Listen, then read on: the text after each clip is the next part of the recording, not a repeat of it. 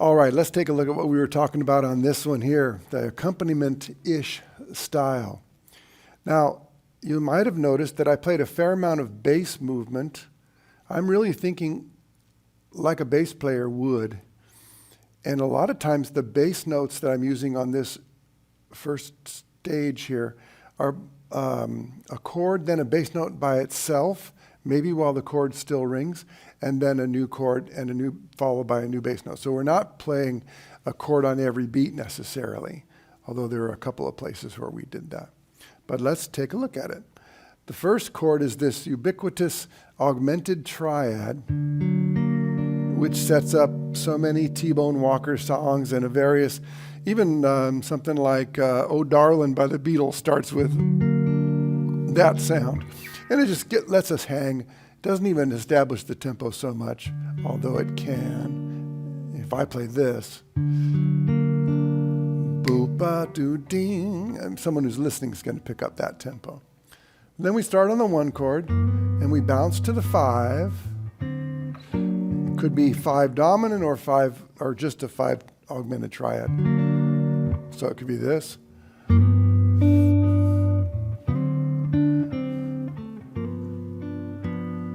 Okay, or it could be with that augmented chord.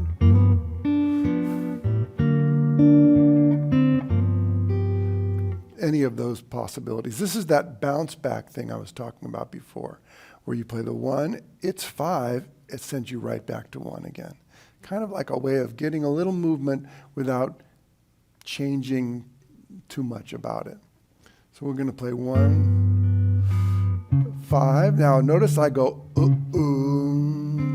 little approach, pum, that just propels the thing. So I'm not strumming or putting a lot of energy into a beat.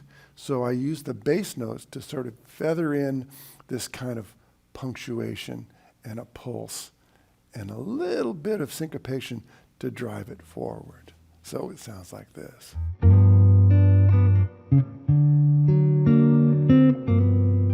Then 4th beat F, leading to E minor 7 to A. This is an unusual thing that this song taught me about, where you play in the key of G. I'm going to play a E minor to A7 twice. I think this is basically an elaboration on 2 dominant. So maybe the simple version would be 1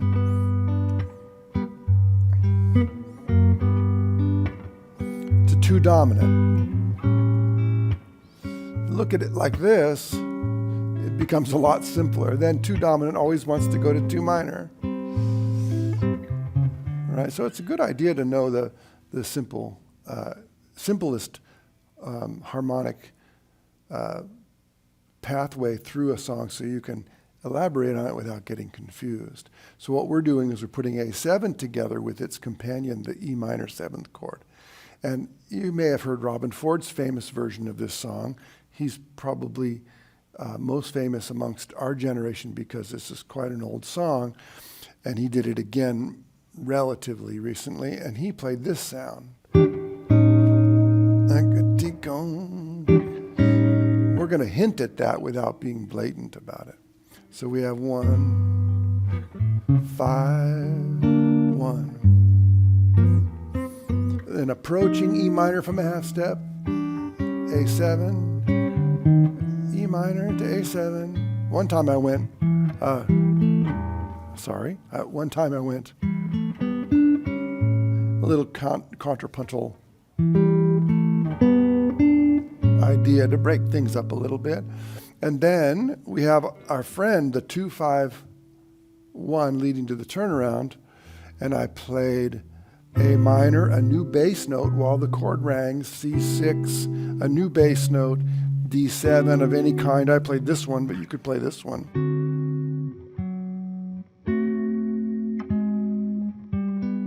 Something like that. So let's hear what that sounds like.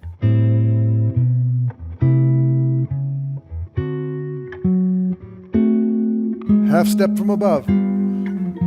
Half step into each chord. Just a bass note.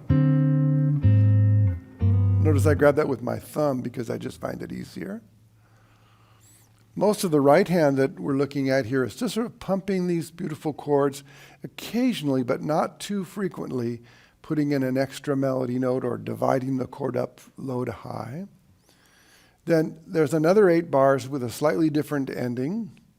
And that slightly different ending, which is the second ending, would be 1, 4, back to 1. Then approaching the bridge, which is what we call a cycle bridge, we go to the 3rd degree of G, which is B, and we play all dominant 7th chords, B7, E7, A7, and D7. If you're familiar with rhythm changes from some of the jazz tunes you might know, this is what we call a rhythm bridge. So if I have to tell anybody about this real quick, I either say cycle bridge starting on 3, or I just say the rhythm changes bridge, and they'll know what I'm talking about. Okay, so then we take that second ending. Then a half step above B, B7. Just make a little melody here. Da, da, right? Then I play this movement I learned from Honeysuckle Rose. E7, E minor 11, or E11, there's no minor or major about it. Then E diminished and E7. So that would sound like this.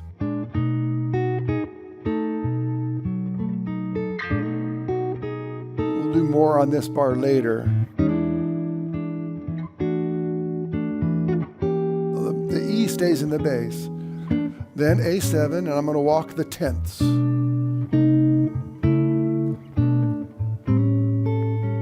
That's walking tenths means or earlier when we played this type of thing, that's basically a fleshed out version of the walking tenths. And then finally, the last 2 bars of the bridge are a 2/5 back to the key.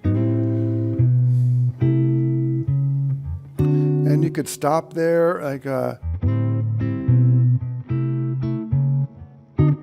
ba-bo doo dee da doo dee.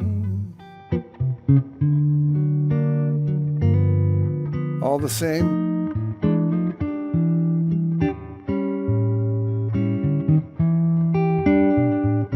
Then a 2/5 to turn it around.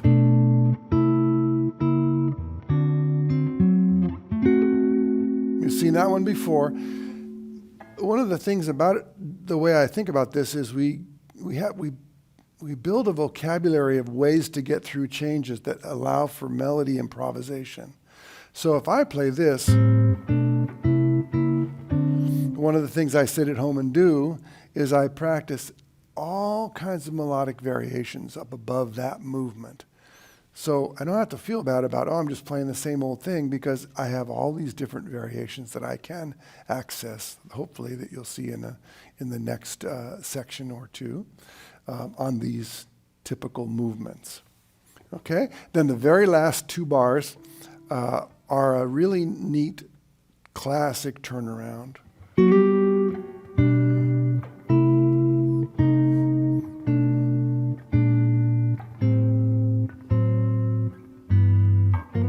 Right?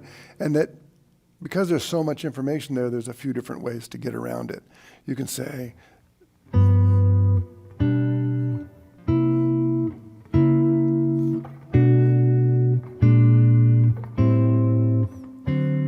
that would be one way to do it.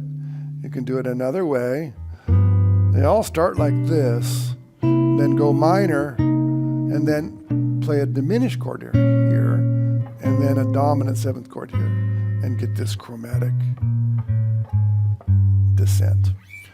You start to notice that if you study this stuff and really look into it, you start to notice that there are 2 or 3, maybe 4 different variations on these turnarounds having to do with bass notes, either chromatic movement or in fourths or some combination of chromatic and fourths.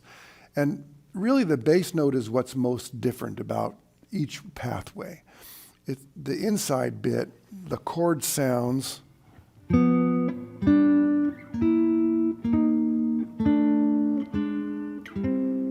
are really not that different, but the bass notes give me a sense of variety. Okay, have fun with this one.